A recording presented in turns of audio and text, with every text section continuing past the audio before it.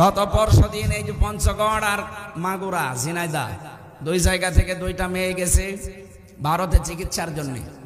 সাংবাদিক ওই ময়ূখ রঞ্জনের মতো একজন হকার মলম বিক্রেতা ও এসে বলছে, আপনি বলেন যে বাংলাদেশে আপনার মেয়েকে রেপ করা হয়েছে, বাংলাদেশে আর টিকতে পারছি না, এই কারণে আমরা পালিয়ে এসেছি।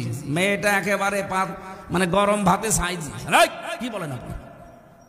আমরা এসেছি আমার মেয়ের হাতের চিকিৎসা করাতে, আর ওই দেশে আমরা আগস্টের 5 তারিখের পর থেকে সবচাইতে বেশি শান্তিতে আছি, মনে হয় স্বর্গে আছি। সাংবাদিকের মুখ গেছে একেবারে বিড়ালের মতো। কি ষড়যন্ত্র চলছে দেখেছেন যে এইটা নিয়ে বিশ্বের মোড়লদেরকে দেখাবে, এই দেখেন।